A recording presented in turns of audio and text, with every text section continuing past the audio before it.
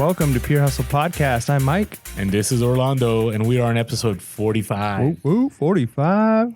You know, again, I'm always surprised that we made it to the next episode because one of those things, like, how do we know whether people are enjoying the podcast? Yeah, no, that's definitely a tough thing to figure out. We were actually talking about that a little bit before we got started because, you know, in a lot of ways, like we see this a lot on like eBay, right? Like people are very... people who are negative are usually the first ones to like leave a review, right? That's typically, but I don't feel like that's the case for like our community with what we're doing, right? Like I feel like people are very kind and nice. And if they don't like something that we're doing, then they're just kind of quiet about it. And people are quick to praise things that we're doing well, which feels good.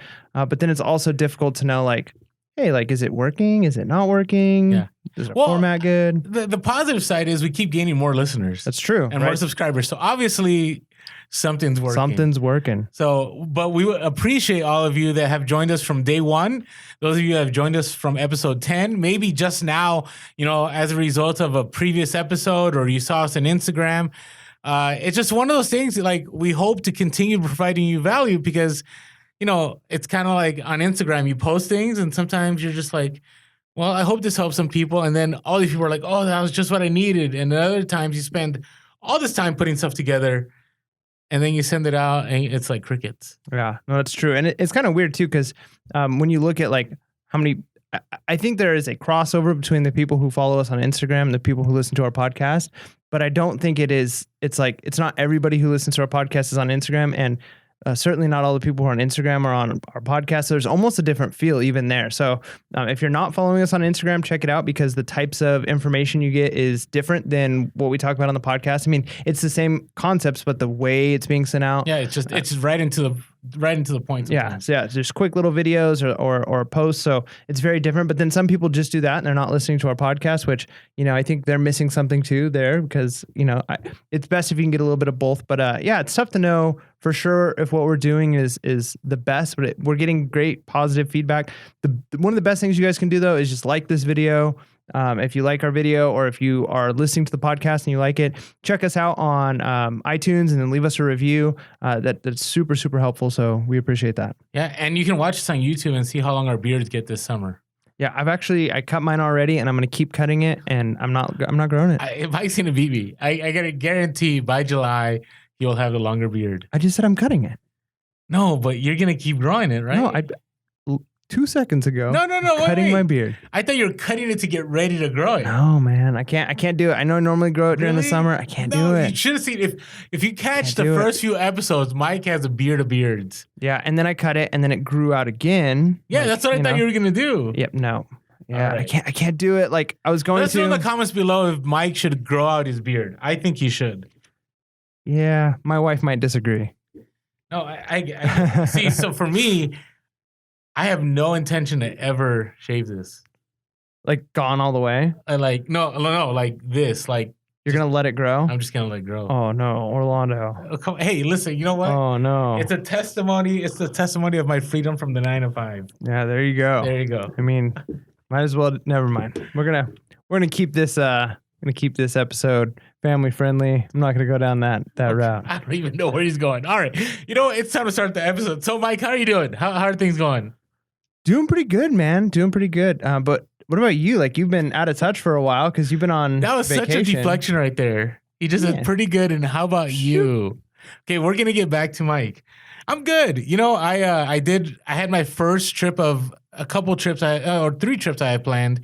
This one was more of a vacation, so I didn't get to do a lot of thrifting. I did have a couple issues with changing my handling time, which I recommend everyone do or does or you know, anticipate to do before they go on vacation so they can continue having sales instead of going, because if you go on vacation mode, like you're not going to get any sales. But if you change your handling time, you can still get sales. And I have a template ready to go that once somebody buys something, I just message them and just say, hey, thanks so much for your business. Just let you know I'm out of town for the next few days, but we'll ship out your packages as soon as they get back. Handling time has been set to blah, blah, blah, blah. Please let me know if this poses an issue. Do you ever have people end up saying, no, I don't want it, cancel my order? You know, I don't. I had one person I don't want to. Okay, I'll share this. I got kind of annoyed at this one person because I accepted a low offer. And then when I messaged them this, they said, you know what? I'm willing to continue buying this for $10 less since the handling time's different. Or else, I can't do it. And then I said, okay, no problem. I can cancel it for you. And I canceled it. Nice. And then because the buyer requested it. Right. And then they said, oh, don't cancel it. Like, I'll do the price. And I'm like, sorry, man. Like, I already wasn't willing to give you the price. I just gave it to you because I was on vacation. So you kind of got a second chance on that item. It's kind of the way that happened. You didn't have to get rid of it for your low price. No, and that's the thing. I mean, I was already annoyed enough that I gave them the low offer. And then to just come back with that, I'm like, I'm not playing those games. Yeah, no, that's a rough one. But the other people were really nice. Like, thanks for letting me know. Yes, I definitely want this item. That's kind of one of the things about that's nice if you have unique items in your pipeline of eBay, is that it's not like Amazon where if they can't get it from you, they'll just go to another third-party seller. Like, you may be the only person that has that item. And so they're willing to wait. So that was good. Yeah. Speaking of unique items, I got a couple of those this week at the garage sales, this week and last week. So I'll have to talk about that during my hustle of the week. Nice. But it's always nice when you can get some unique stuff. No, I agree. So, and one more thing real quick. I got to tell you, in Washington, so I had a great time with my family. It was awesome. It was nice that things were already paid ahead of time from reselling money and I didn't have to worry about things. Went to one thrift store. I wanted to go to more, but I'm going to do, when I go on those solo trips, I'm going to go to more stores. But I think we're getting a bad deal in San Diego. Oh gosh, I believe that 100%. We've already talked about that, but I feel like it's getting worse. But not just prices. Like, so let me give you an example. This one store. Now, maybe this was the only store, but I did have people from Washington DM me on Instagram, tell me, "Oh, that's pretty much most of Washington." But I walk in and it's super organized and it's clean, and they have like these signs, like not the hanging down signs, like the nice, like there's a wooden panel, and then in big white letters, it's like books, clothing, shoes. So it looks like a department store. And then on top of that, it's all really organized. And then their electronics section had like this testing station. Now, the testing station was a power strip and like a little table. But it actually said, this is the testing station. We test everything, and it shared their policy.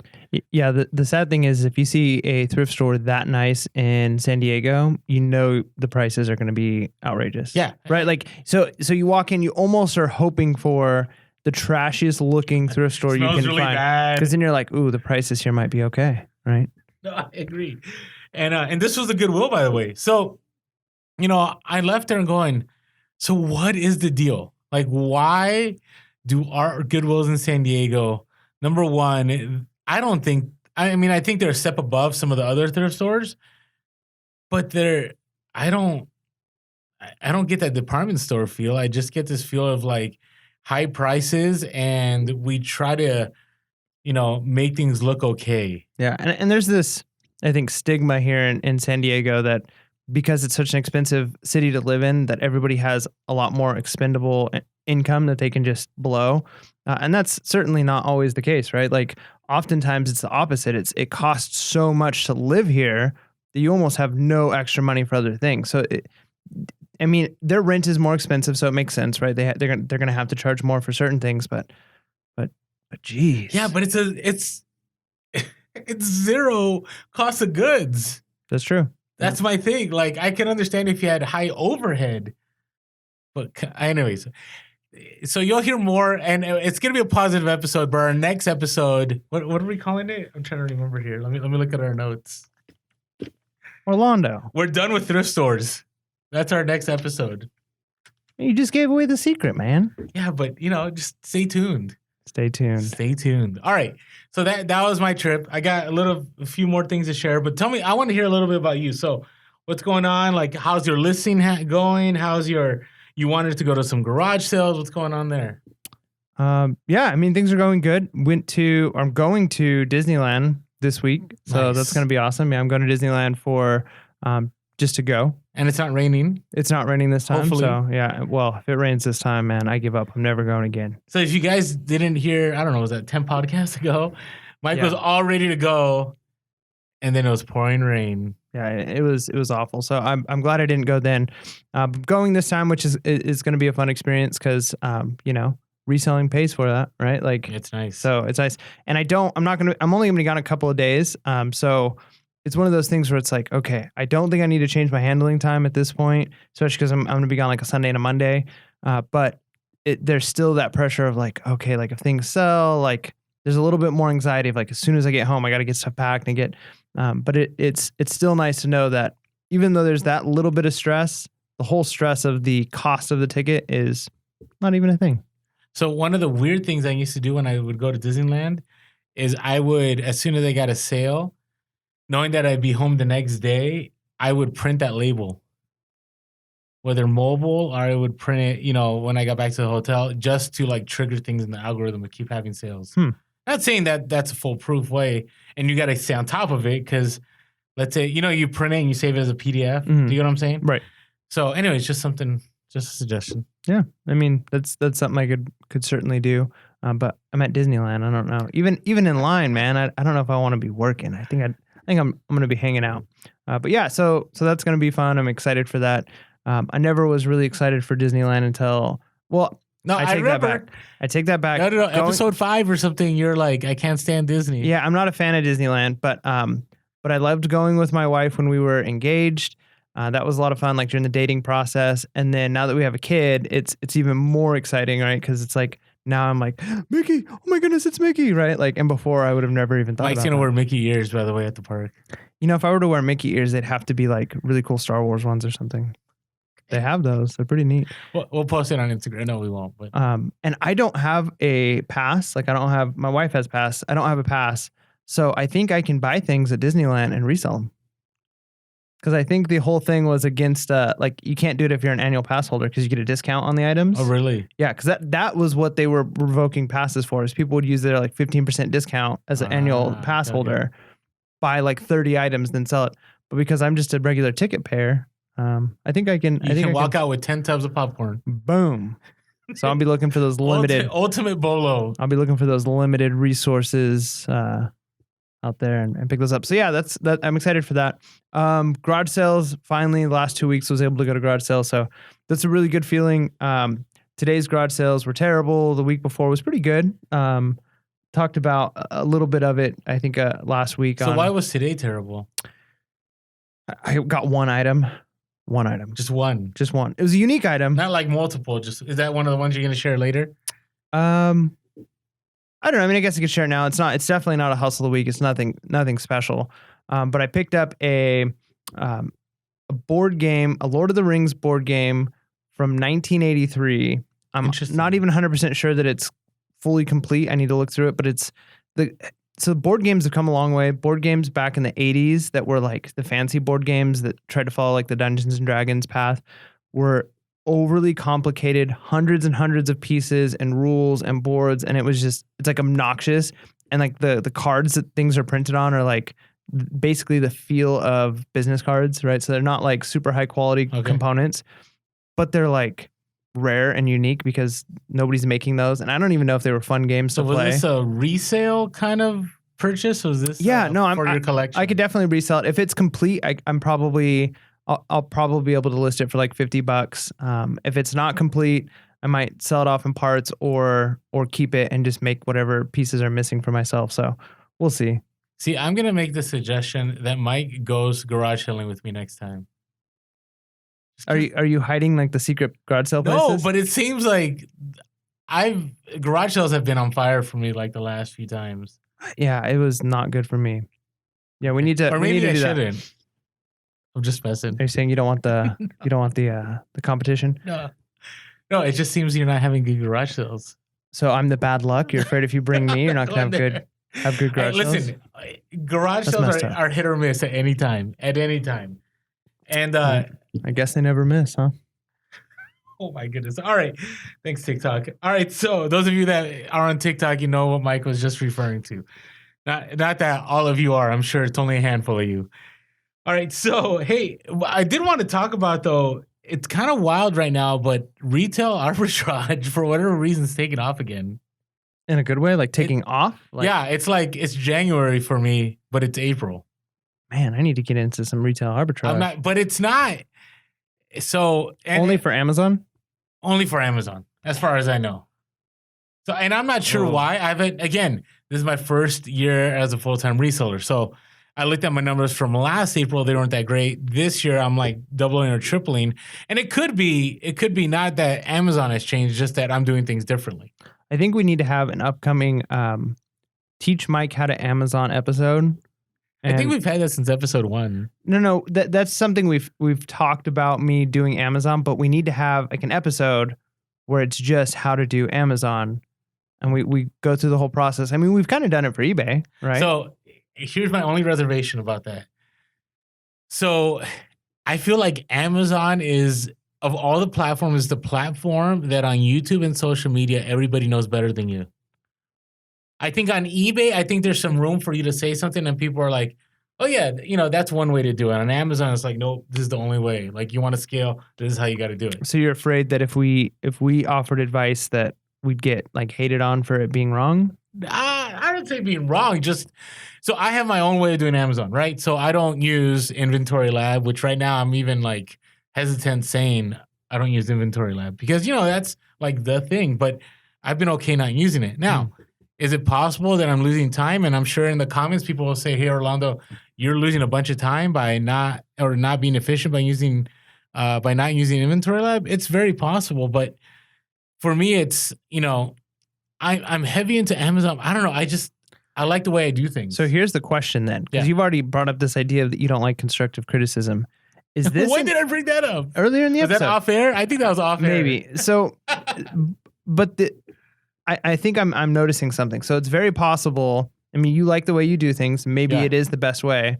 And maybe you don't want to get like flooded with people offering advice that may not work. I don't mind advice. I don't mind advice. What I don't look forward to is, I don't know. It's just, I feel, and maybe those of you that are an FBA, like you guys that do full FBA that listen to us, and those of you that do eBay, I think there's just like different communities. You know what I mean? Like, I think, because eBay is so methodical. I mean, not eBay, Amazon is so methodical. Like, you have to do A, B, and C to get to D. Where eBay, it's like you can kind of go different. You can do auctions, you can do best offer, you can do buy now. Like, Amazon is like, here's the listing, here's how you source. Now, there's different ways to source, but here's Keepa, here's how many. There's like different Chrome extensions. Like, you have to polybag a certain way. You have to. I think it's so exact. And I don't mind doing it. Like, I just, I ask that people, I don't know, just understand that everybody has their own way of doing Amazon, I guess. Gotcha. I don't know. But maybe by being more open with how you do Amazon, you can get some ways that are better, that will improve your system. Well, no, I will say I am 100% not even close to being able to ever, and I will never, ever sell a course. I will never, ever be an Amazon mentor or any of that, because there's a lot to learn on Amazon. But I've been doing Amazon for, 10 years off and on, and 5 years, last 5 years seriously. So I do know something. I just don't know a lot. Right? But you're right. I mean, but Instagram will do that to you. That's true. Yeah. If it wasn't for Instagram, you might not think twice about sharing how to do it. I don't know. Here's the other thing about Amazon. I think Amazon, it's one of those where it's very, very appealing, very glitzy. Like, hey, I can make $10,000 in a month, right? And people do that. And to me, a lot of it is selling a dream, because we've talked about this so many times, but I can make $10,000 easily on Amazon. I just go and I buy a bunch of stuff and I just make $2 on each item. And I can show you $10,000 a month numbers. To me, it's the ROI. Like, how much are you making per item? Yeah. What's your net? What's your net? Ultimately. And then beyond that, because net is an important number, but it's not the only number. It's also what's the amount of time and resources you put into that, right? So you might have a good net where you say like, hey, I made $3,000 this month net, or whatever your number is, your goal that you're targeting. But if you had to work, 50 hours a week all month long to get that, well, that's not necessarily great at that point. No, I agree. And that's the thing. So yeah, I don't mind doing it. We could do it sometime. I want everybody to always know that I am nowhere close to being a guru or anybody that should be charging anything at all for services. That's why I have no problem when people DM me with Amazon questions. I'll totally answer it. I'm not like, hey, let me push you to this course that I have, or I might say, hey, you should listen to the podcast because we do share some information. But I don't know. I think somebody really has to be on top of their game to be anywhere close to be able to say, hey, I can sell you an Amazon course. And I'm talking about you have to be years deep because Amazon has fluctuated so much. So you have to understand how Amazon was and how it is and how to, I guess, navigate, how can I say this? The never-ending hammer of Amazon. Because the hammer drops. And it drops a lot. Ugh. Okay. See, when you talk about that, you never make it very appealing. But we were on Reezy Resell's show last week, which was really cool. Past Monday. Yeah. So yeah. Well, the Monday before, I don't know. Dude, this drops on Wednesday, so a little bit ago. So we're on Reezy Talks, and he actually mentioned, that Amazon is preferable as far as like, because it is so methodical, there is almost a formula, an A, B, C equals D, that in some ways it's easier to teach because you can kind of do this, do this. And there's always going to be, ups and downs, but there's a formula, whereas eBay, it is a little more challenging maybe. Oh, think about it. Right now, eBay, you can go into a thrift store. You look up comps. You can find, now there's more ways to do it, but you find things that have sold at a certain price. You pick it up, you go home, you take a picture, and you post it. The only thing I think that will be the hiccup for you will be if you have to ship it. And that does take time. Right. Like, I don't stress about shipping now, but it does take time to figure it out. So Amazon, it's like, anyways, I can go on and on and on. But Amazon's good. I'm not saying Amazon's bad. It's just, there's a lot of hoops to jump through. Yeah. So, all right, we so got on a rabbit trail there. Okay. Got any random stories? I do, yeah. Really? I'd like to hear it. So, well, you go first. I might save this for my hustle of the week. We should have an edit take outtakes of how many times, like people say I say ROI a lot. I think you say you go first a lot. Do I? And I think, yeah, and I think you do. Well, part of that is if you're watching on the YouTube, you can see Orlando types up the notes for the show on like what we're going to be talking about. I don't see this paper until I hit record. That is true. But Mike's a pro at this. All right, so I'll go first. So did you know I went to the bins in San Diego? I saw that on Instagram. Yeah. Okay, so I wanted to share this because you guys that do bins out there, at the Goodwill, you guys are warriors. Like, bins are no joke. And again, I think we get the raw deal in San Diego. So let me explain to you first about how it's different. So I see people on Instagram all the time with their phones out taking video. No video was allowed at these bins. And actually, it's funny because I was with Latin Pickers, Christian and Adam. I took out my phone and I did one of these like panning. And as soon as they said it, she very clearly said, "No recording devices allowed on the floor." And so Christian goes, "Put the phone away, put the phone away." So I put the phone away, but I got my shot in. And then at other places, like you get to choose your bin, right? If you show up and you line up. Here, you get raffle tickets. And so you could be the first person there. Like we were there, I would say we were probably half, like let's say there's 100 people, we're like number 50. We probably didn't get into like, we were like 70 something. Oh. Right. So, and then raffle ticket. Why don't they just do like the Beetlejuice take a number, post office or DMV, like your number E19. And then like they just, that way it's like first come, first served. Nope. They did not reward the hustle. Man, I wonder what the logic is behind that. Are raffle tickets just cheaper than tickets that go in the barrel? I mean, they could even do that with raffle tickets. Everybody has their fair opportunity. But is that fair? Yeah, but what does fair mean these days? Well, there's a difference. Does fair really mean fair these days? There's a difference between equality and equity, but we don't have to get into all that. Okay, that's all. So this was fair. Gotcha. So then After that, they started calling out numbers. Once my number got called, I didn't get to choose a bin. I just got to go to the bin that was next in the setup. Like I started walking towards some other bins and the lady's like, no, this is your bin. So I got stuck in this bin, which I don't mind women's clothing. It's just that I'm not as good at women's clothing. So this bin was full. So then you go in and you're there. And then so eventually they tell you you can, start going to town, whatever. So you start going through the bins and then people start going to your bin. And they're like, hey, can I pick from here? And, most of the time I said no. The lady next to me was looking for women's clothing and I was looking for men's clothing. So we had a conversation and she set aside men's clothing. I set aside women's clothing for her. I don't know what I was setting aside. And then I guess on top of that, if you're a bin regular, like you make network connections and you know what other people are looking for. So then you can make trades. So I'm going through my bin and this was labor. Like this wasn't like, going through racks.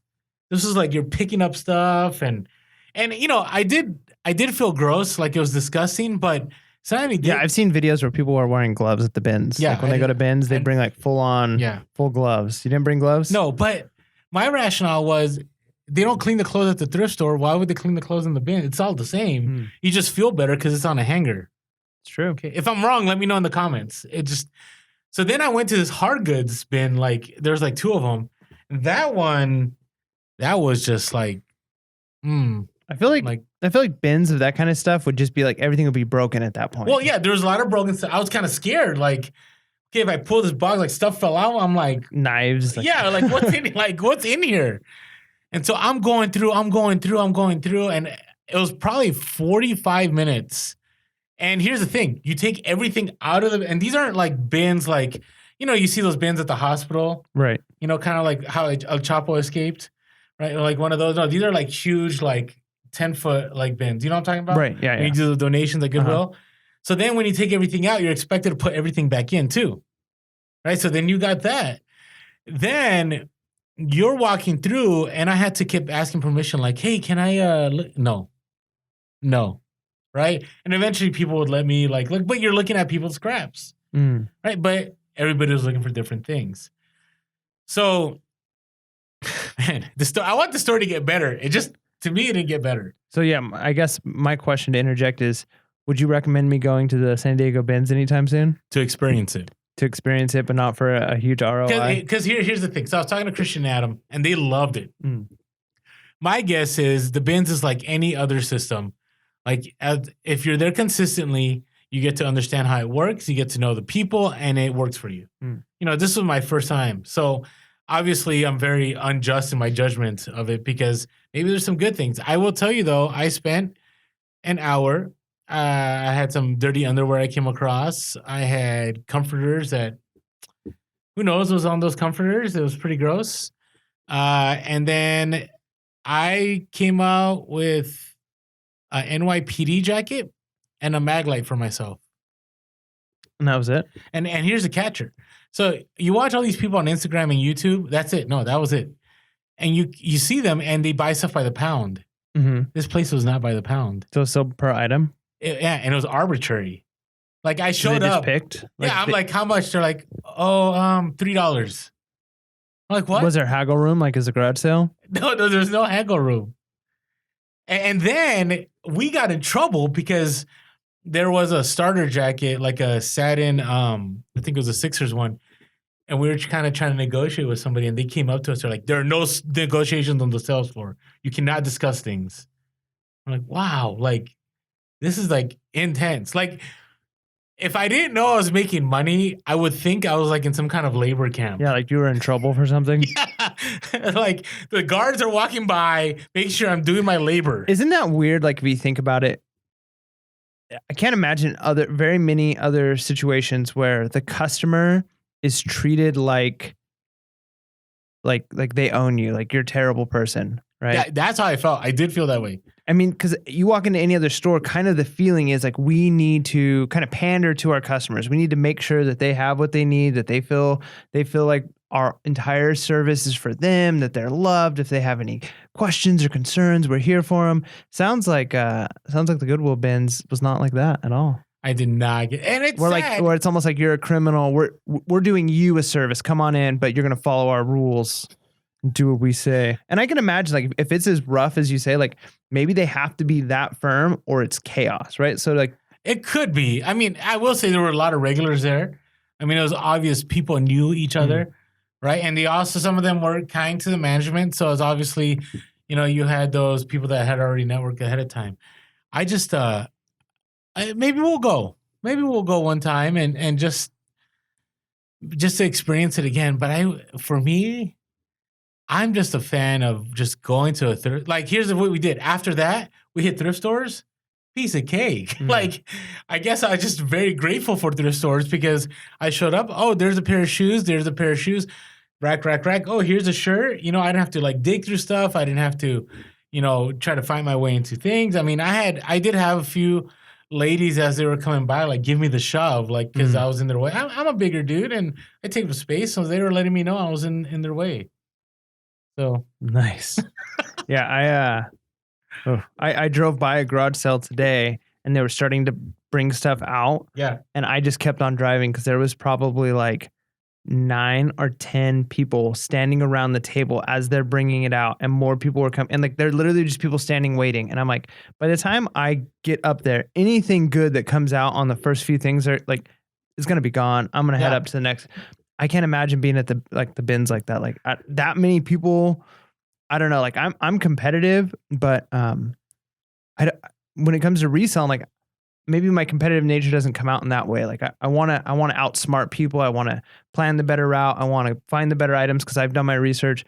I don't like the feeling of like 20 people hanging over one box, all trying to like dig through and get one thing. Like, that to me, I don't know, because people are mean, man. And I think to myself, like, I'm restraining myself. Like, if I wanted to, I can be meaner than you're being, and I'm not. That makes me a better person than you, and you should be ashamed. But it's kind of like, it felt a little bit like retail arbitrage during Q4. Do you remember that anxiety feeling?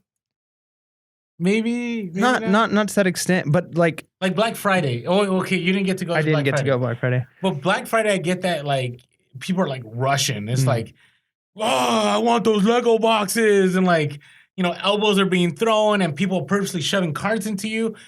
It wasn't as bad at the bins, but I had that feeling. You had that feeling. I had that. So I mean, maybe if you thrive off of that, like, that's the place for you. 'Cause some people do, right? Like, some people enjoy that kind of I get anxiety. And I'm a hustle kind of guy, but I can tell you, since I went full time, my anxiety is like down to 0. Like, it doesn't take much for me to like, it takes a lot for me to get stressed about something.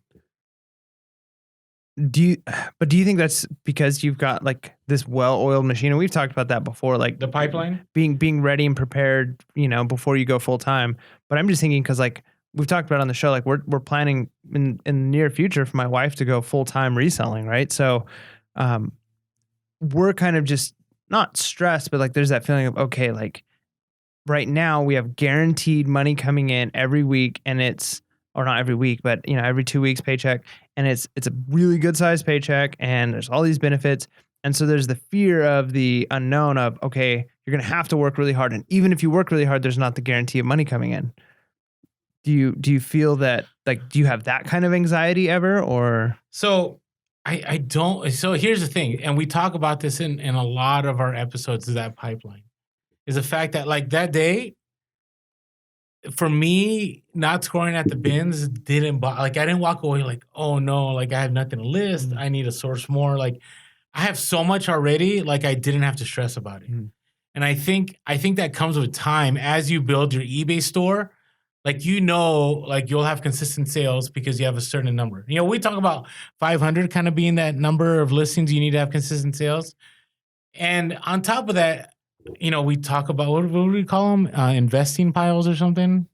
Inventory reserves. Inventory. So I have enough inventory reserves that I'm like, well, if I didn't make it too much on the sourcing end today, I'm okay. Right.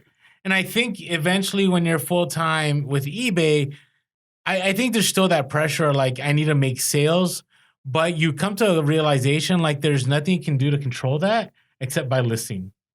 And so that's kind of, I think, where I'm at right now. Because actually, last 2 days were kind of blah on sales. But it was weird. I started thinking like, why am I not stressed out? Right? Like I should be like, oh no, like I got it. And I wasn't because I understood like, hey, I just got to get in there. I got to list more. There's still stuff to source, and that's just the way things go. So I don't know. It does take time though, because I'm sure this summer I'll have these episodes where I'm like, yeah, Mike, I'm kind of stressed right now. Yeah. So that could happen. Q4. And then the other thing too, and I know this is like really raw just to be asking, and I know you're not a fan of like giving numbers, because numbers are they're not always perfect, but what do you think the magic number is for the type of reselling that that I do with eBay? I'm not doing Amazon at this point, but the way I go occasionally to thrift stores and garage sales, and the way I list on eBay and then the Poshmark and all of that, like what do you think the hourly amount of work needs to go in order to say like, okay, you could probably do pretty good at this amount? Like, what do you think that hour mark is? I don't think it's measurable. And this is why I say that. I say when you first start reselling, even if you're not full time, it's hours upon hours upon hours, because you're doing everything you can to build that pipeline. So you can't count on like, hey, I should be making a certain dollar amount per hour, right? Because that's really hard, because how do you measure the sales?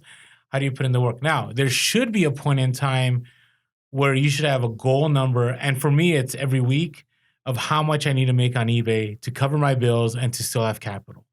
And then with Amazon, it's not play money, but it's scaling money. So whatever money I have from that, then I'm like, hey, if I need to come across and make a $2,000 to $3,000 deal, like I can make it because I have that Amazon money, and I keep stacking that money. Now, do you think, and again, it's always different because every item in a store is very different. There's items I sell where it's a $5 or $10 profit, and there's items I sell that's $100 profit. But we've talked a lot about that magic 500 inventory being like the daily sales mark. What do you think is that? You're going to probably need to be quite a bit above that to average out to be like, okay. So where did you feel numbers of listings in your store where you were like, okay, I feel at this point where I've got enough money coming in? Okay, so they're all vague answers. I know, yeah, well, they're vague questions too. Yeah, there are some people that have they have 500 listings and they make just as much money as I do or more. Right, because they have like the right kind of items or their sales velocity. But I think garage sale and thrift stores is probably going to provide a little bit different. Like I feel like that's going to average out a little bit more than like somebody who's going out and buying high-end purses and flipping those, right? Like, no, I agree. I mean, for me, I think 1,300 was a number. Okay. Like once I hit 1,300, and again, this is all depends on what you source, what's your average selling price. But for me, it was 1,300 because I got to a place that maybe if I don't list a couple days, I'm still going to have some sales. And some of them are getting bread and butter. And then I'll have those, $100 sales, $200 sales, $300 sales that, I might have two days. Let's say my mark was, I'm just going to throw around the number. Let's say I needed to make $300 a day, right? So one day I make 50 and one day I make 100. Well, that's only 150. But let's say the next day, I have, $500 to $600 in sales. Well, that's going to compensate for one or two. And then I have another day that's $400 to $600 in sales, and that compensate. Now that's not, and I'm including eBay and Amazon because I keep telling you I'm trying to make eBay my main thing. I still highly depend on Amazon. Amazon, it's one of those where I'm just going to keep riding that train. I'm going to keep building eBay, but I'm going to keep riding that train because the velocity of the sales is just, you can't beat it on eBay. You just can't. Now, how often when you go into stores, this is becoming the Mike Q&A. It's all good. Mike asks questions. Our organic episode. So how often, like we walk into stores, I know you do a lot of like retail arbitrage at like Target, Target, Walmart, Ross, those kinds of places. So you walk in, and I've tried, like I had a little box at one point where it was stuff I was going to try and send into Amazon. But I do the thing we've talked about. I know it's scan tons and tons of items. But I always felt like if I got lucky, I might find like maybe an item where I was like, you can make a $12 profit on this. And there's a whole 3 of them here. And if I drove to every Target for that one item, like how often are you walking into Targets, Walmarts, and like can consistently fill up your cart with stuff? So right now, and I talked about this on Reed's show. So I'm doing RA about twice a week, 2 days a week. So that's enough for me to send in a shipment a week. Now, there's also those things that are sprinkled in. So there's like, let's say I'm at a garage sale and I find a DVD recorder that I can flip for $300 on Amazon. Or there's like that Best Buy liquidation where I bought all those toners. Like those will get dropped in. You know what I mean? It's just extra. Right. So this is what I'll say about Amazon. Like I could drop 1,000 and I'll get that 1,000 back before the month ends and profit on top of that. That's how fast it is. Right. With eBay, you know, it's funny because we just talked about all these things about Amazon like 20 minutes ago or maybe more. And with eBay, you know, I could drop 1,000, you know, let's say at a garage sale, and that could be 6 months till I see, you know, not 6 months, maybe 2-3 months to get the 1,000 back and all the profit. Do you get what I'm saying? Right. So, like for instance, like I use, and I don't recommend people do this, but I use a credit card because I get miles on Southwest, and so I'm always paying that credit card off. Right. So it's something you definitely can do. It's just, I don't know what your question was. Oh, your question was, you know, what's a good number?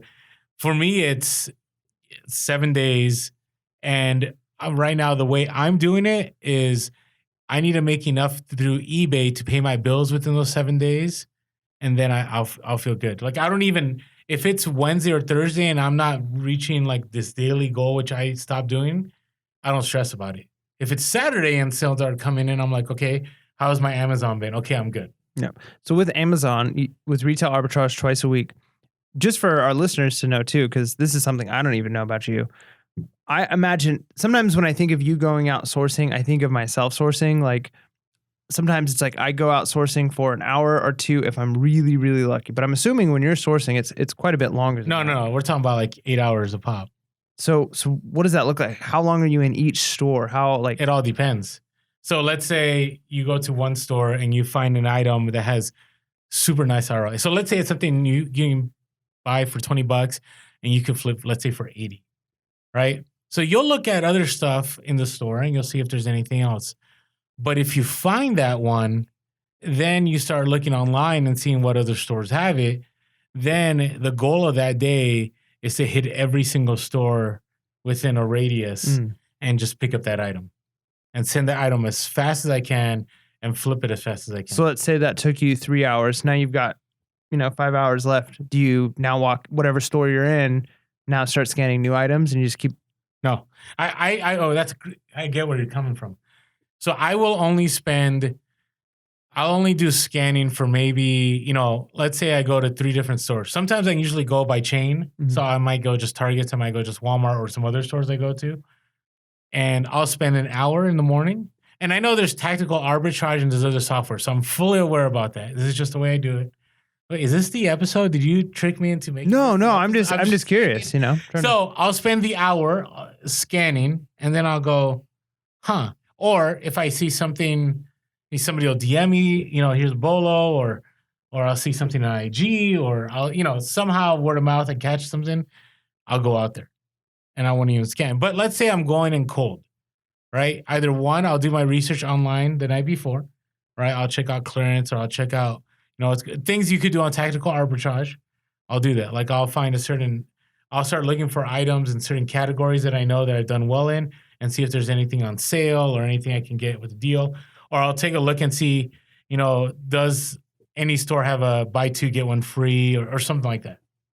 Then based on that, I'll go to that store and then I'll start scanning and see how I can stack the deals on there. Then after I do that, then I have, let's say, a good 5 to 10 items that I need to get from every single store. And then once, I can hit every single store until like my car can take no more or I'm just exhausted or whatever it is, then I'll go home, I'll process all of it and I'll ship it to Amazon that day or maybe the next day. That's how I do it. So I will tell you, I haven't done a lot of that this last month because I've had a lot of inventory that I waited to ship out. Gotcha. So I had a lot of Q4 stuff that I held on to that now I'm making money on, that now I've sent out and now I'm cashing in on. Nice. So Teach Mike how to Amazon Part 1. There you go, guys. All right. So my random story. I guess I'll do this one. Wait, what? Okay. I was kind of thinking about doing this as my hustle of the week, but it's an interesting story. My most random story I'm gonna have to tell you off air. It was crazy. It was really crazy. But this one was interesting. So I go into a thrift store, and there's this one thrift store that I go to that I almost never find anything except for vintage toys, which is really weird because it's just a Salvation Army, right? Like I go into all kinds of Salvation Armies, but like you said, like every place has its weakness, and I also feel like every thrift store also has, for whatever reason, like that one item that it's like every time I'm here, I find a whatever, right? So I'm always finding vintage toys at this one Salvation Army. And I found these 3 boxes that were, I don't even remember the brand name, but it was, I think Metalworks, something along those lines. Okay. And they were tanks. Okay. Nice. But only one of the boxes actually had the tank in it. Another box had a different tank, and one box was empty. So I'm like, okay. First one I grabbed, I'm like, oh, this is new in box. Yeah. Then as I'm looking at the other boxes, I'm like, oh, wait a minute. This is definitely not new in box. So, I'm looking at this tank, and then as I'm looking at the tank, what it says it is, and there's like 2 different vehicles, and there's like a tank and like another vehicle, and there's some like little army men. And I turn the box around, and on the back, I look at the name of the tank on the front, and then the back of the picture, and it's definitely not the tank that's in there. And so I'm like, okay, so I can't sell this with the box, but I'm looking up these tanks, and I'm like, but these still sell. Like, no problem. Yeah. Like I could sell this without the box, just this tank. It looks like it's in pretty good condition. So I get home, and I paid up on it. Like I paid $12 for this box. The other 2 boxes I had to leave because they didn't have, like they were open and pieces were missing, and one didn't have a tank at all. So I get home, and I'm like super excited, and I'm showing my wife, and I'm like, check this out, right? Like it's a toy. I love vintage toys. It's a toy. And I take it out, and immediately I could tell a difference between the build quality of the little tiny vehicle that was in there. It was like a truck with like an army guy in it, and the tank. The truck was nice, solid metal, but it was really tiny. And this tank was plastic. And I'm like, oh man. And I look at the bottom of it, and it says made in China. Oh. And it has a different name brand on it than the box. And I'm like, so basically I got baned. I got baned. That's essentially what happened to me. But then I was like, you know what? Because then I almost handed it to my son, like, here, just play with this, right? Then I was like, I don't know, maybe like this little tiny metal one is worth something. So I looked it up, and I found the brand that it was of this like little vehicle, and it had 2 army soldiers with it. And if you have the right ones, they're selling for quite a bit of money, like $40, $50 for new in box, even open ones. But I couldn't find out what kind of vehicle this was. So I did a sell one like this on somebody else's, and I just took out all the names of the vehicles that were in the kit, and I just said vehicle, right? And I was like, in my description, and I said Army Men plus accessories. In my description was, I don't know anything about these, but it looks like it's in okay condition. Refer to pictures, right? Sold the next day, not for a ton of money, but made my money back plus some, right? Nice. So I was like, okay, I lost $12. Nope, I made that money back. Sold it for a little bit more than 20. Then I'm looking at the tank, and it also has some army men, and I did some research on it, and I'm pretty sure I'm going to be able to make like $40 off this tank. Nice. Even though it's not the one in the box, even though it wasn't like, so I'm going to end up still coming out ahead on this deal that I was about ready to just like either throw in the trash or just, basically say it's pointless. But that again, but I love that. Like that's why I'm such a big eBay like thrifting garage sale proponent, because that's fun. Like that's exciting. Like I love hearing your story. And I talked about it just on Reezy, but that truck, that $5 Buddy L truck that I picked up. Are we gonna talk about that again? No, we're not gonna talk about it again. But it was one of those where I didn't even research. I just saw it at the garage sale. I'm like, hey, wait, don't leave without me. I grabbed the truck, I paid for it, and I left. And there you go. You know what made me feel even worse about that? If you don't know what we're talking about, check out our episode Reezy Resells. Yeah. It's on there. Yeah. So what made me feel even worse about that was my wife watched the Reezy video, and she goes, you know what I don't understand? Is even if it wasn't Tonka, how come he didn't just pick it up for Judah, which is my son? Because my son loves tractors and trucks. Like that's all he plays with right now. He's not even 2 years old yet, but like that is his favorite. Like he will just spend forever playing with them. And I was like, I don't know. I was in a rush. I wanted to get to the next garage sale. So it was kind of like, even if it wasn't worth anything, it was still kind of the slap in my face of like, why didn't I even at least think of like picking it up as a toy for... Okay, but to feel better, to help you feel better. So what time did you get to the garage sales again? I was there before. I think it was like they started at 7 or started at 8. I don't know. I was there as all the places were setting up. Okay, so around 7. I bought that truck. I want to say it was like after, like close to 9 o'clock. So you weren't the only one. So a lot of people will pass it up. Tons of people passed it up, and it was. You saw where it was. It was right front and center. Yeah. And so, anyways, it happens. I still haven't sold it. All right, you don't want to talk about it anymore. Okay, so it's a tough. It's a tough one. Yeah. All right, let's talk about some current topics here. All right. We already talked about our interview with Reezy, so if you haven't had a chance, check it out. I definitely thought that was different than I anticipated. Yeah, no, it was good. Right? It was very eBay centric. Well, to an extent, I think there was some eBay talk, but I also feel like there was a little bit more Amazon talk because I don't know much about Amazon, so. But it was more eBay talk than normal on a Reezy show. Okay. Because Reezy's very big on Amazon. Right. So I enjoyed it. I enjoyed being able to just share kind of what we do, like eBay and Amazon, the podcast.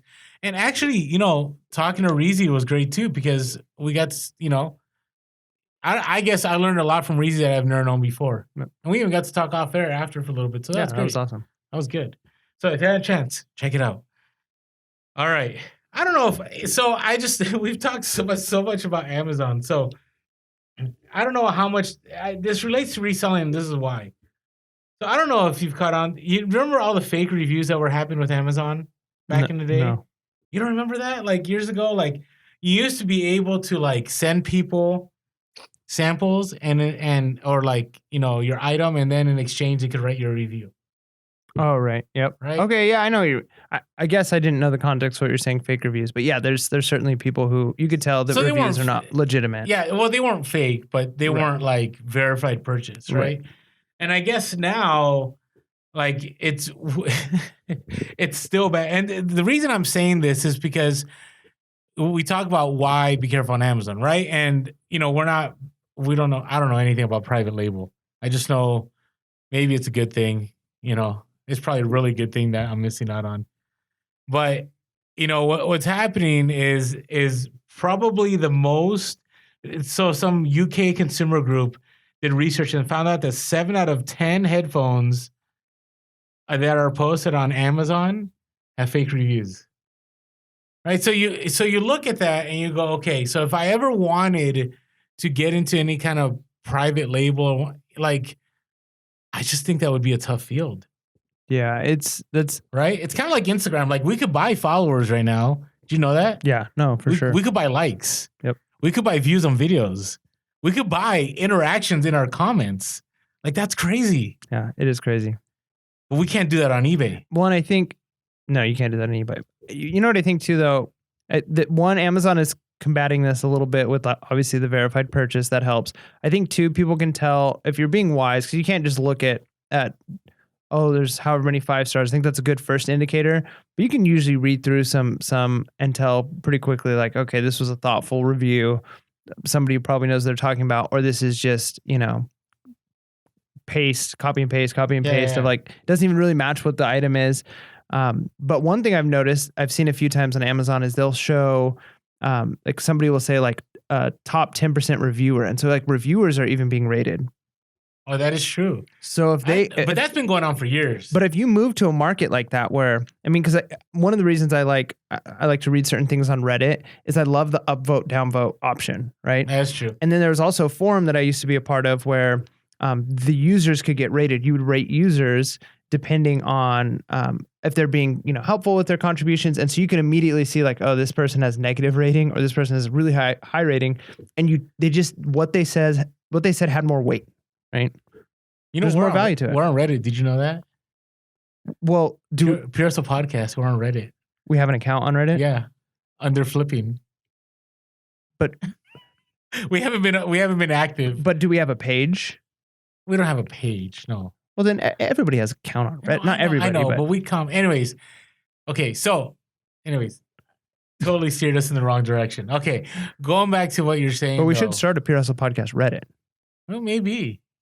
I don't know. We have a lot of platforms already. That's right. We'll just add another one. So we need to do some more TikToks. Nah. I'm just joking. All right.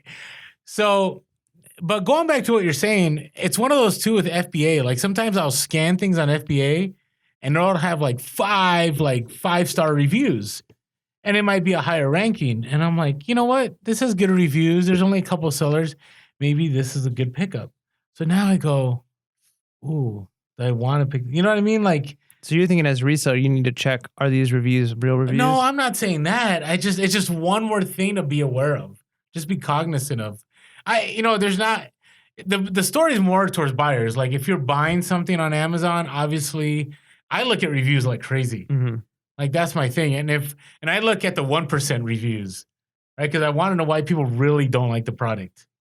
But what's even better though is Amazon, the upvote, downvote thing helps a little bit. They don't have it the same way Reddit has, but Amazon, depending on what device you're using to use it, will show you the most helpful positive review and the most helpful negative review.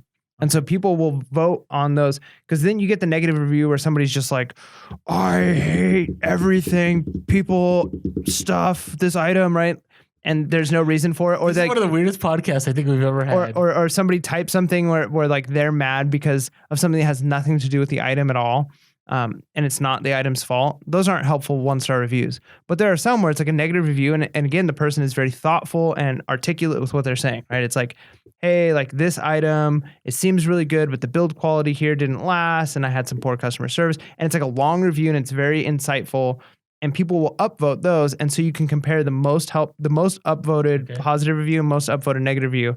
And you can get like a good picture as opposed to just the random, I hate everything, or just 5 stars because why not? Okay. All right. Anyways, we're going to move on from this one. All I wanted to say is, hey, just be aware. Understand that, again, with Amazon, there's so many things you just got to be aware of when you're out there sourcing. Yeah. Right? When you're out there spending that hour, like I do every day scanning, or if you're doing tactical arbitrage or whichever way you're jungle scout, whatever way you're sourcing. So, okay. All right. Our conversations today are definitely interesting. Yeah. To say the least. Okay. Why? We're just having a conversation. No, I know. All right, so this. All right, we got to get back to business. Orlando's ready for business. Here we go. No. So Mike always gets on my case about being organic. I think we're organic, but I also I want to keep moving. All right, next item, check. All right, so I posted this on Insta. So I don't know what it is, but I think there's 2 camps when it comes to selling used clothing. There's the one camp that it's dead. Like it's not going to happen anymore. Like there's no more money to be made. And then there's the other side, it's going to be the biggest it's ever been. Right. And so I look at a news story. So there's a news story that was put out by the Wall Street Journal. It's actually, it's more like I don't know if it looks like it's not an op-ed, but it's a story. And it's basically that Neiman Marcus and H&M are going to be tapping the secondhand market. So they're going to be selling used clothing. And to me, I go, okay, there's 2 things to think about with that. One is that going to increase our competition? Or does that just show, hey, you know what? This is going to be better for us in the next few years. You know what I'm saying? Yeah. What are your thoughts? I don't know. I'm afraid of having too many thoughts on it. Okay. Well, put it this way. The secondhand market is projected to be worth $51 billion by 2023. Okay, so what is it worth right now? So here, let me read you some items, okay? So I didn't want to read too many notes here, okay? So H&M, they have these take-back boxes available where shoppers can turn in used clothing for recycling and receive a 15% discount on the next purchase, right? And so they get that. And then what ends up happening is they have this renew program, right? They take it back, they clean them, they mend them, and then they are resold, and then the portions go to charity. Nice. Right? So to me, and that's just with H&M. There's also, you ever heard of the Real Real? No. So Real Real, they've had commercials now. I think I seen them on Apple TV when I'm trying to watch something, or on YouTube or something, right? But they're the one that do luxury brands, right? So they buy and use luxury brands, right? And then they resell it. So they're kind of a place you can send it and they'll validate it. And I'm sure some of our listeners out there use the Real Real. But what I'm trying to say is, So you're asking what the number is right now, right? 24 billion in 2018. Okay. By 2023, that's 51 billion. That's almost double. That's a lot. So that could be, now that's with a lot of, is the economy going to be the same? How many more people? But I saw that news story and I go, I'm good with that.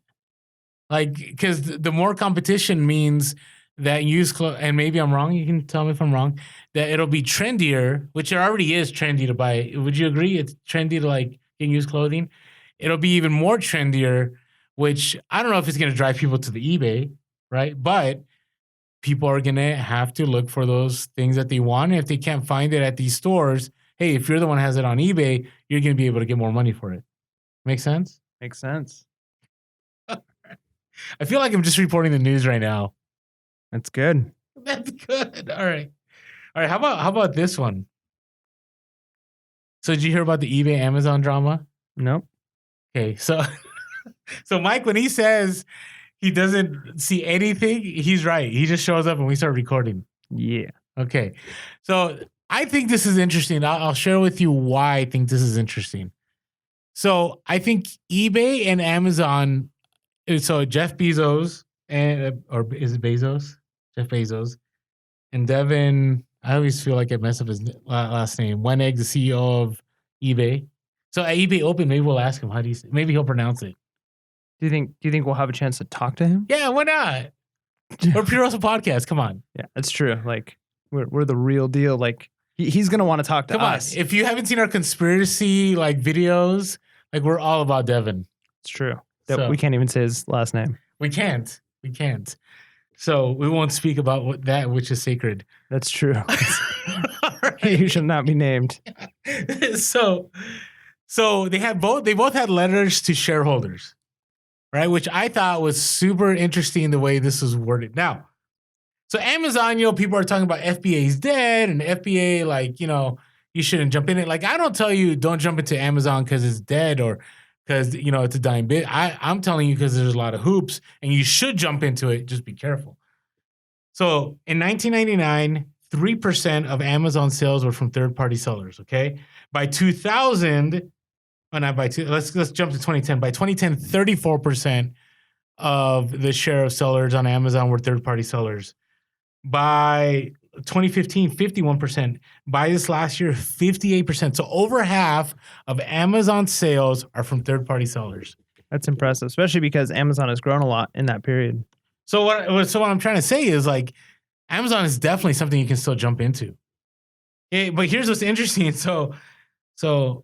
Bezos, in his lovely letter to shareholders, goes, why did independent sellers do so much better selling on Amazon than they did on eBay? So just slam. Like, doesn't even just say like other platforms, just calls out eBay. I think that's a big deal. He goes, and why were independent sellers able to grow so much faster than Amazon's own highly organized first-party sales organization? Right? So he's saying, hey, we provided this for you. Why are you able to do better than we do? He goes, there isn't one answer, but we do know one extremely important part of the answer. We helped independent sellers compete against our first-party business by investing and offering them the very best-selling tools we could imagine and build. I'm like, wow, that's true, but it's kind of not true either. Because they dropped a hammer. Yeah, but that has nothing to do with their tools that they provide. They do provide... What tools? The seller app? Yeah. Which is a cool tool. Yeah, I mean, the fact that you say you can go into a store, you're not using any other third-party software, you're just using the seller app. That's just true. That is true. Right. So, and it helps. But I got to use... I do use Keepa, though. I use Keepa.com. I use the Chrome extension, How Many. I use a few other things. But you're right. I mean, the metrics you get, do you get just natively off of Amazon more than 90 days? You just get the ranking at that point in time. That's it? Mm-hmm. So wherever it's at, like Keepa gives you the ranking, like as long as the product's been out there, right? Which you got to pay for. I think it's like $15 a month. But anyways, I thought that was interesting because obviously Amazon very much is all about the third-party seller, right? So FBA is definitely alive. Right. And then they talked about, there are many such great tools, including tools that help sellers manage inventory, which there is, process payments, track shipments, create reports, blah, blah. And their reporting on Seller Central, I think, is second to none. I think it's a lot to get to the reports, but their reports are pretty incredible if you get to it. But here's and so, the CEO of eBay was, Devin was a little bothered by this. So he goes, unlike other digital commerce businesses, we don't compete with our sellers, and we refuse to compromise the shopping experience to push house brands and irrelevant posts. Millions of small businesses and consumers sell only on eBay. I believe it's because our purpose and policies. This matters to customers. We fundamentally object to unnaturally bundling services to overcome barriers to competition. That's eBay. Right? What have we been talking about? Like about Amazon lately? Yeah, but I think ultimately, and they both know it too, and they're speaking to their clientele, as it were. But this is comparing apples to oranges here. You think so? Yeah, I mean they're both reselling platforms, but they're very, very different. Like, true, eBay is not competing against us, but they don't sell items, right? Like, that's not their thing. They're just a platform for, that'd be like Craigslist saying, like, we do not compete against our sellers, right? Like, it's a completely different platform. Whereas Amazon, they are combining the best of both worlds, right? Like, as a customer, it's great the fact that you can get items from Amazon, that they are a retail company that's selling products, but they also are welcoming other people. It'd be like Walmart saying, like, hey, you can come in and buy stuff at Walmart, but there's also, like, if you want, you can set up a booth and sell stuff in our Walmart, right? Which is kind of what Amazon is doing here. True, but I don't know. Amazon, like, and we talked about this on Reezy's show, where Amazon in every which way will try to beat you. Like, if you're trying to do private label, they're going to try. If your private label is doing well, they'll go after your private label and they'll do their Amazon basics. Oh, yeah. I mean, but your house brand, right? If you have a hot selling item in Q4, right, and Amazon doesn't have it, next thing you know, it'll show up and it'll tank your price, right? eBay's not going to go find a ring spooner shirt. eBay, when it comes to, like, even new products, because did you know that we're a super small percentage of the eBay market? Oh, like I'm vintage sure. and used, yeah, like it's pretty much all new. Yeah. But I don't ever hear stories of eBay going, I want to sell this. We want to make money on this board game too. So we're going to buy a ton of these. We're going to undercut everybody. Because it's in their best interest not to, right? Like, eBay doesn't have the overhead Amazon has. Amazon has the warehouses. They're storing, they're shipping, they're doing all of that. eBay isn't doing anything except connect their broker. They're connecting two people together. Agreed. Right. So it's apples and oranges. But I think it's like that's the core of reselling, though. Like, we're connecting people to items. eBay is just that middleman for us. Yeah, they're the broker between that. But what Amazon is doing is they're providing you with their name, their platform, people searching on their platform, their store, right? When people are searching on Amazon, they're searching a trusted store, right? Like, even with the idea, like, when they see we Prime talked about that, yeah. Yeah, so it's a completely different thing. They're storing the items, they're shipping the items, they're managing the items while it's there. Like, so it's they're providing a different service than eBay's providing. Okay. So, I mean, it really is apples to oranges. And I'm not saying that one is better than the other. Like, they're both just different. And so, and I think they realize that when they're making these comments, like, it's easy if you're 100% pro eBay, you're gonna, like, take the dig against Amazon and be like, haha, they're wrong. Yeah. And if you're Amazon, you're gonna say the same thing to eBay. But I think they're both filling a different niche, right? I mean, because you're the one that said, I mean, I think that it's easy to point to Amazon and say, like, they're using that 58% of sales to better their numbers, right? Ultimately, they are. But you mentioned in a previous podcast, why does the baker make the bread and why does the brewer make I agree. Yeah. Right? Right. To better their own standard of living, and therefore everybody else's improves. Right. So they're doing it not out of a love for their resellers. It's not like they're just like, we want to do something wonderful for these other people. They want to help themselves out. And as they're rising, as their business does better, all of the people who are attached to them get to come up too. It's like the rising tide, right? Yeah, no, I know. Raising all ships. But no, okay. So you're right. I'm not going to disagree with you. But I think in those comments, I think they both very much spelled out the essence of each company, right? So if you're going to go to Amazon, right? Amazon wants you to succeed, and they're going to make Prime like accessible to all customers. Like even this last Q4, you didn't even have to be Prime to make sale, to get Prime shipping on Amazon, right? eBay, right? The CEO had it right. eBay will not compete against you. And eBay, to me, eBay is very much more seller focused than Amazon. But Amazon likes you selling on their platform, which is clearly obvious. Yeah, absolutely. So to me, I just thought it was interesting. I think you have a very strong case that is apples to oranges, because in the end, I don't think Amazon will ever be able to do what eBay does. I think eBay can do what Amazon does. It just would take a lot.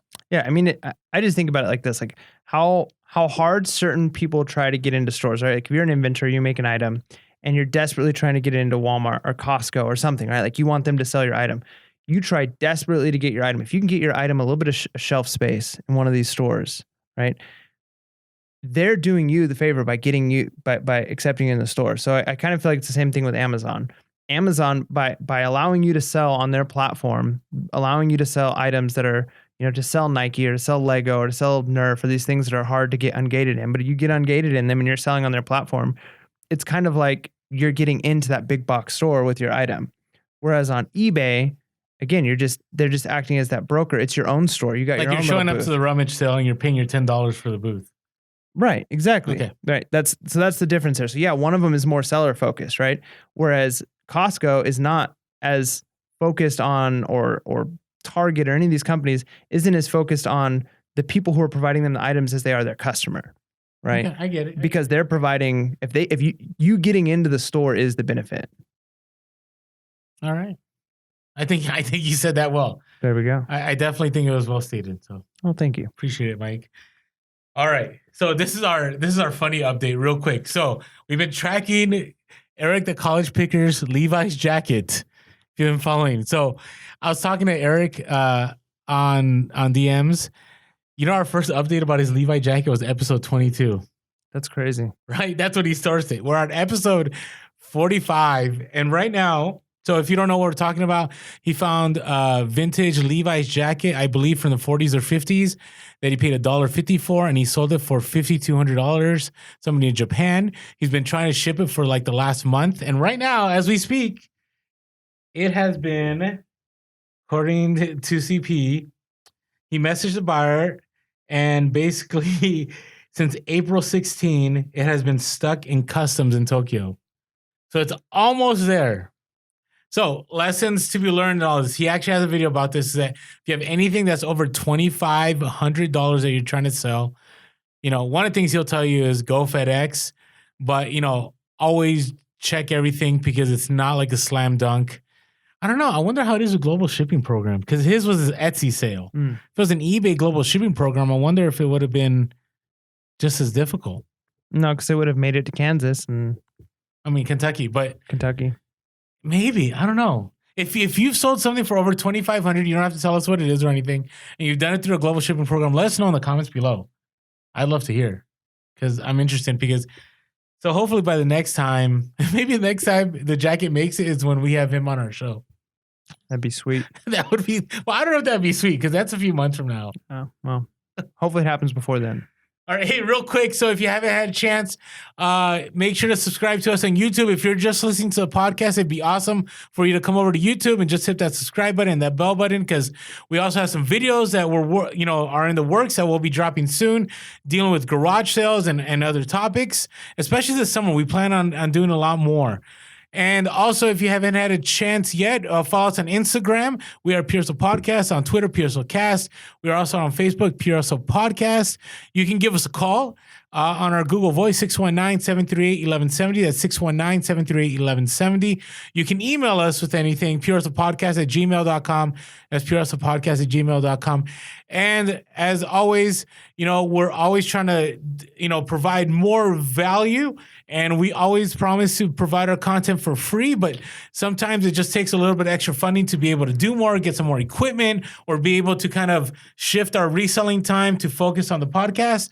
And so we also have a link below if you'd like to, tell us thank you in a monetary way, whether by a one-time gift or a monthly gift. So appreciate all of you that are already consistently have done that for us. We really appreciate it. And, that's kind of where we're at. Yep. Yeah, appreciate it. So anyways, but I don't know. I love that our listens are going and our subscribers are moving up, and it's because all of you have been sharing this content for us. So thank you so much. Thank you very much. We appreciate it. Hustle of the week. Hustle of the week. All right. So you want to get us started here? Cool. Let's do it. All right. So our first hustle of the week comes from Thrifting Nomads, which we are good friends with Will and Jenny, with our peeps over at Thrifting Nomads. We've actually had them on before as a hustle of the week. So this is an interesting one though. So we want to talk about it. So they had a Bob stroller that was given to them a while back, and they decided to list it instead of going local. So it was like a death pile, a death stroller pile.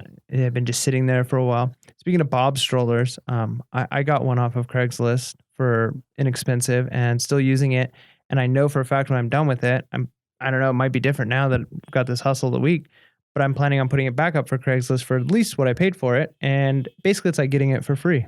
Nice. I could use a Bob stroller for free. No, people do that all the time. That's genius.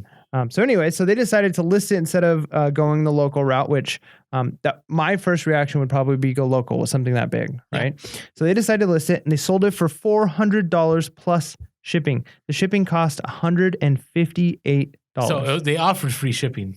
So it came out of the 400, 158. Oh, gotcha. So 400 plus free shipping. The shipping cost 158. So they ended up finding a Gaylord box from a dumpster to ship. Yeah, they had to find a huge box. Think about the size. Think about Bob's stroller.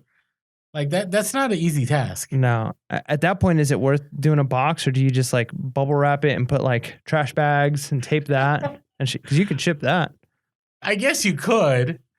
I wouldn't. But I guess you could. Yeah. Probably don't do that. So they ship it. So they made a $184 profit, and they were able to pay off their PayPal Capital working loan by doing that. That's awesome. And by the way, we are not sponsored by PayPal. We're here for you, PayPal. But this is what's awesome. No, they're here for us. Whatever way you want to term it. We'll put a PayPal banner right there. Right there. Or up there, or payability, or whoever. So the reason that we wanted to share this because, sometimes, you want to get started right away and, you have these capital costs, and we're very big about debt free, but the PayPal loan is kind of nice. And this is why. One, there isn't a credit check. It's based on your sales. And then you choose the percentage that you want taken out of your future sales to pay it back. And the catch is if you don't have enough sales to take care of that, then they'll charge you some more in fees. So I think it kind of like motivates you to do more. Do you get what I'm saying? Yeah. So to me, it's kind of a win all around. And this was, Will's second time. So congrats to them for, taking that loan, building, their inventory, getting that pipeline going, and now they're paid off. It's wonderful. Yeah. So I think it's a hustle of the week all around. It's hustle of the week. All right.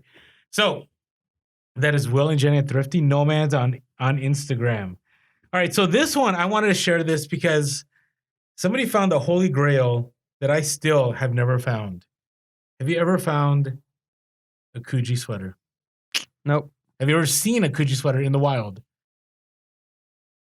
Have you ever seen a Coogee sweater? No. Crikey, look at that. Thank you. I think I found a Coogee sweater. Wow. Coogee is from Australia. They are from Australia. Crikey. Okay. I ain't going to hurt you. It's all right. We just lost all of our Australian listeners just like that. No, they like that. Just like that. Okay. So I really appreciate. So this is her name is Melissa. She is from Head Over Deals on Instagram. That's her Instagram handle. Head Over Deals on Instagram, and she does a lot of Poshmark. I think she is strictly Poshmark. She does do eBay. But it seems like she does a lot of Poshmark. And so for me, it's one of those, like, whenever somebody finds a Coogee sweater, like, I'm like, wow, like, what a find, because I've been reselling for years, not once, not even close. I found shirts, I found, button down the polos. So anyways, she sources every day, right? And that's one of the things we talk about is consistency, like every day, right? And so right before she left the store, she decided that she was going to go in the sweater section, which she usually wouldn't because it's like spring and summer. Now, you got to realize, though, too, that, it's winter somewhere, right? It's winter in Australia when it's our summer. That's true. Right? And so, but anyways, decided and went around the corner and saw this really bright sleeves kind of things, out there, and went over there, and it was a vintage Coogee sweater. Nice. I'm just like, wow, she was sharing this with me, and I go, that's incredible, because number one, I've never found one. Number two, I wish I could describe it to you, but it had like, have you ever seen like those shirts that are, I forget what they're called, they're different blocks. Like one's like plaid and one's like solid print and another one. I know what you're talking about. You know I don't know what what that's called, but yeah. Yeah, I think it's called, I forget, I can't remember right now what it is. So anyways. Patchwork. Yeah, that's what it is. It's patchwork. You're right. So it's kind of like a patchwork Coogee, right? So it wasn't like the Notorious B.I.G. kind of Coogee, you know what I'm talking about? Right. It was a different one, and it looks pretty awesome. So my guess is this is going to sell for anywhere from, I don't know, $200 to $300. That's my guess, maybe more, right? The market on Coogee just fluctuates depending on the design. They're all unique. So you might have one that you could sell for, $400. You might have one that you could sell for $100. I think this is going to be a higher price one. So anyways, that was an awesome hustle, Melissa, because again, what you demonstrated was that consistency eventually pays off. And she always has good finds, but Coogee sweater, I'm surprised, the thrift store didn't, already like pull it from the rack and already sell it on their online business. Right. You know what I'm saying? That's the other thing. Like, that's impressive too, well, not impressive, but I guess it's nice that it was missed and she picked it up and she found it. So anyways, it's Melissa at, let me get this right, Head Over Deals on Instagram, HeadOverDeals. Great find, great hustle of the week. Keep us posted. Definitely love to see how much it goes for. And, looking forward to it. Good stuff.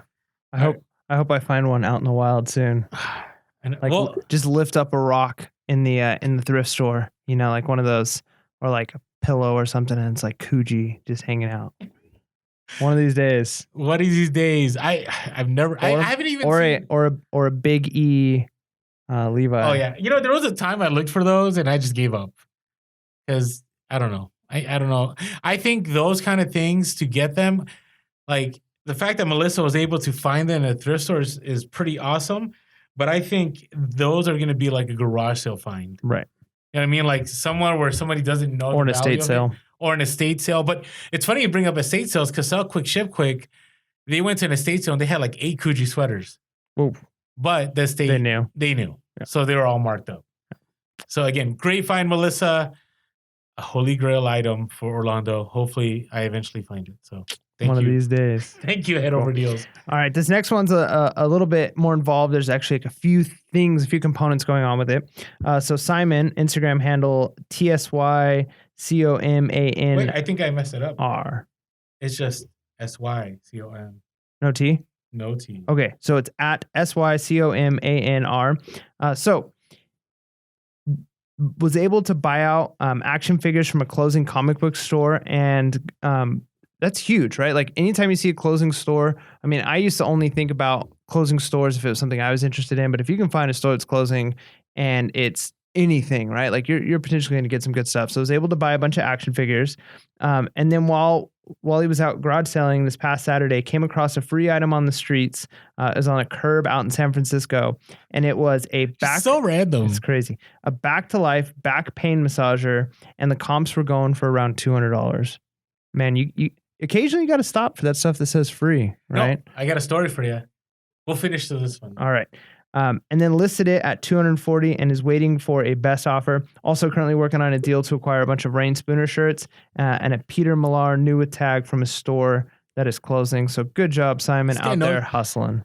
And that's Simon at, let me make sure we get this right. It is SYCO man. So psycho or sicko man with a Y. And there's no R at the end? There's no R at the end. Gotcha. It's called Orlando was pressing buttons too fast. There you go. Gotcha. All right. So, hey, awesome find, Simon. So the free, we actually, both of these stories are free, right? The Bob stroller, right? And Simon with the back massager thing. The Coogee sweater, fits us for a good amount. It's almost like free, right? It's true. So I was going garage selling one time, and my friend Kyle, right? He's going to be hopefully in our garage sale videos coming up soon. And we were at a community garage sale, and we were driving by, and somebody put free, and it was a Laserdisc player in box and a surfboard. Have I told this story before? I think so. Oh, okay. So sorry. Maybe it was a long time ago. Anyways, picked up that Laserdisc, had a remote, tested it, sold it for, I want to say close to $300. Free, right off the curb. Yeah. The only part that hurt was having to split that money with Kyle.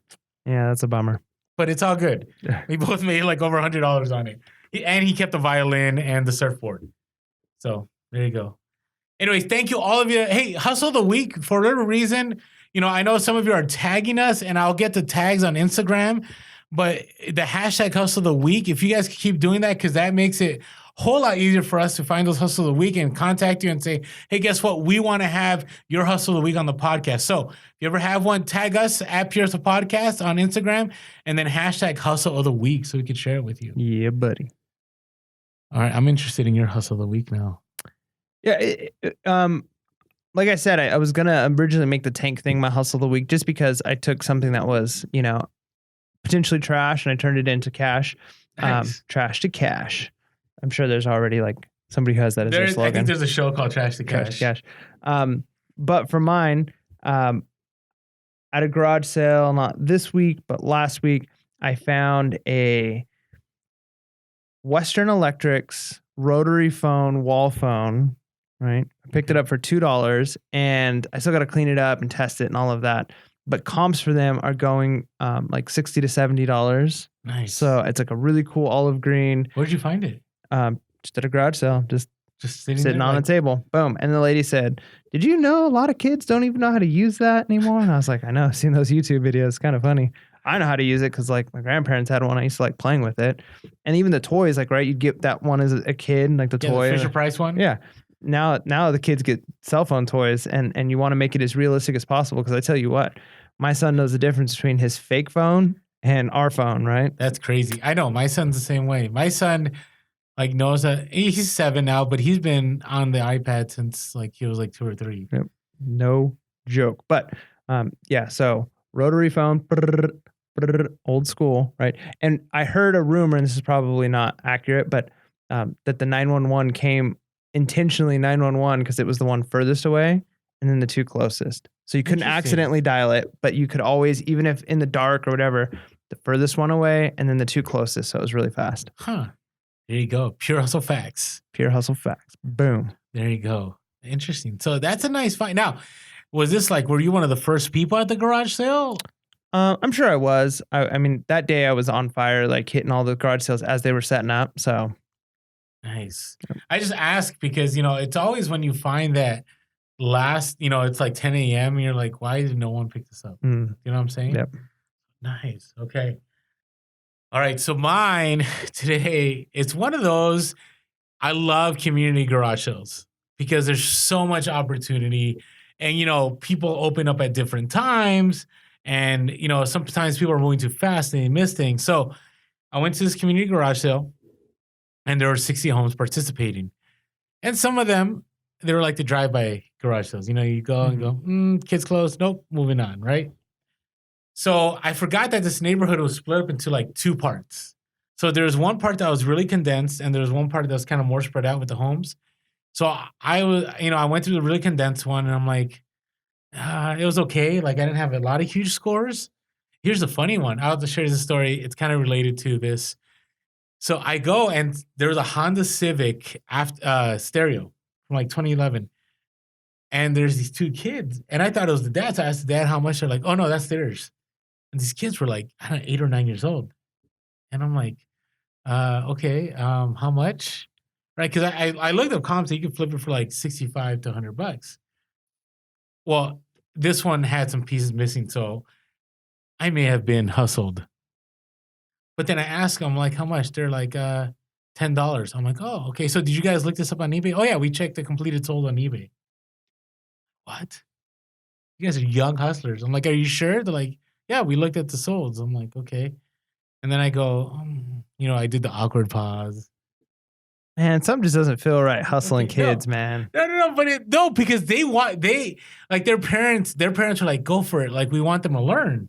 So I went along with it. So I'm like, how about $5? And the kid goes, no, I can do 8.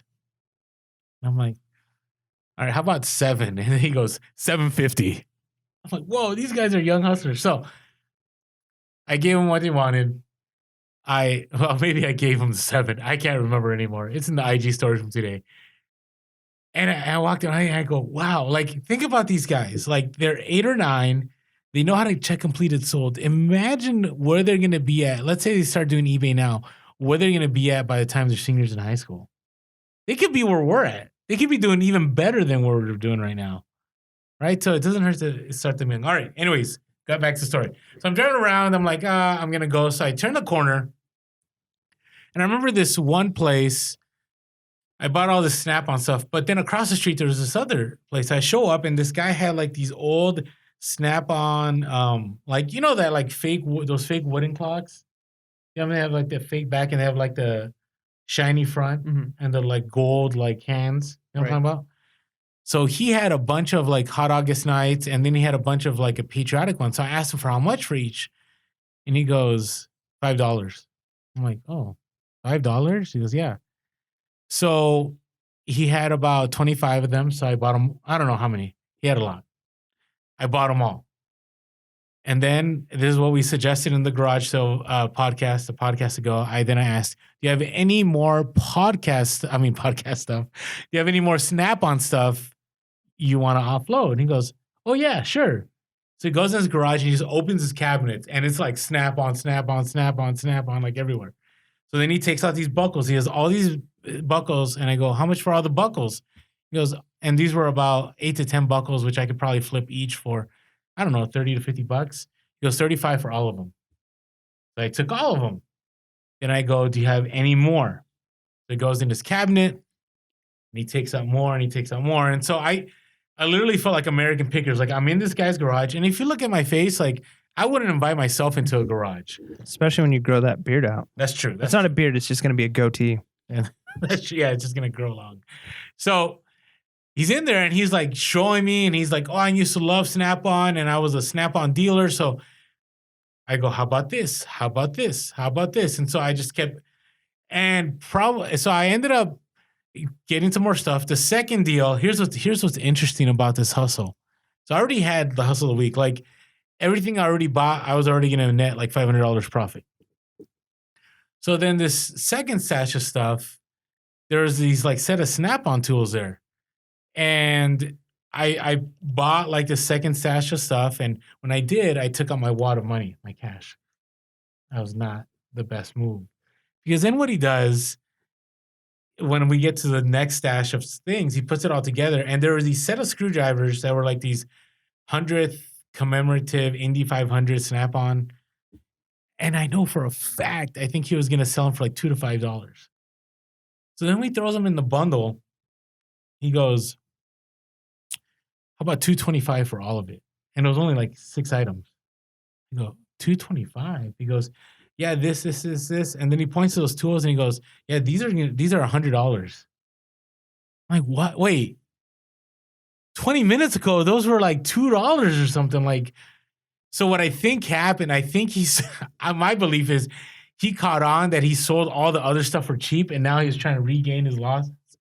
So I took out those tools, I took out this, and I still made out. I paid $75 more, and I bought like 5 more clocks that I'm going to try to sell for 40 to 50 each, and 2 other Snap-on, like those box trucks. So did you know going into it that those, like, did you have to like look up comps on those before you offered, or did you just know?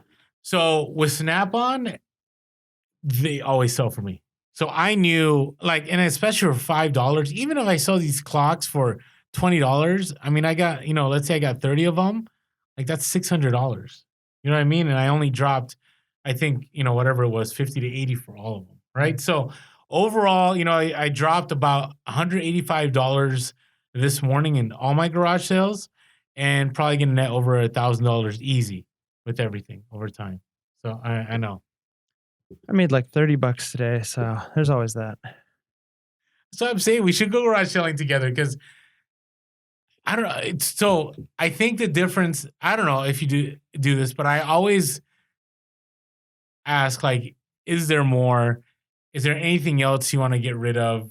Like, I always ask the question that other people aren't asking, right? Oh, here's a catch. This is going to kill you. So then he opens the cabinet and he has all this Department 56 stuff. So then I go, hey, are you willing to sell all of that right there? And he goes, yeah, I'll sell it. Let me call the wife over.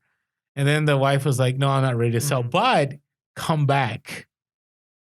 So I basically, what I'm going to do is, I think I'm going to show up in a couple weeks and go, hey, I bought all this stuff from you. Because I didn't have my business cards, because my new car, I forgot to put my business cards. I'm going to show up and go, hey, here's my business card. I'd like to buy more from you guys. So, we can do this today, or if you ever want to in your future, here's the number. Give me a call. So the hustle of the week will continue. Genius. So that's good stuff. Well, hopefully. All right, let's go to BOLOs real quick. So what's your BOLO here? BOLO. So I may have mentioned something like this before. I don't think so, but friend of mine that I work with gave me and my wife this really cool hiking backpack that my son can sit in. Oh, yeah, I think you mentioned that. Did I? So it's super awesome. Like, it's a really, really, really nice one. And we use it all the time. And I was at a garage sale a while back and I saw one that was not as nice. And it was basically just a frame that a kid can sit in. And I was like, oh, this is cool. Like, I'm going to buy it. Looks like there's like, I made a ton of money on it. Right. And I sold it local. Nice. I sold it. I think I sold it for like $50 or $75. I don't know. Something stupid like that. How much did you pay for it? Like $3. Nice. Right. So it was really good. It was easy. I've found 2 more since then. Awesome. Always find them at garage sales, and they're typically in okay condition, right? That and bicycle, like the car trunk bicycle racks. I often see those too in pretty decent condition, and people are always willing to get rid of them for really inexpensive. And the reality is, a lot of people buy those kinds of things thinking they've got these grand ideas like, I'm going to ride my bike all the time, or I'm going to go hiking with my kid all the time. And they do it once or twice and then they never do it again. Yep. So these are like almost never used. They sit in a garage, but because other people know that, I think the used market for those types of things, so like the car bike rack holders, the kid hiking stuff, is people are willing to buy secondhand because they're not sure if they're going to use it that much either, you know? Yeah. So because there's some people who only use it once and then are willing to get rid of it, I think the secondhand market for that is really high. I typically go local with those things just because they're big, they're hefty. I don't want to deal with shipping them. I probably could list them. I think you have a great point with local. I think especially in San Diego, where there's a lot of people like to go to hike or go wherever. Like, I haven't done that in a while, but there was a point in time like I would sell like Camelback ones with the frames. I would sell McGregor ones. Like, I definitely think that's a BOLO. It's a good BOLO.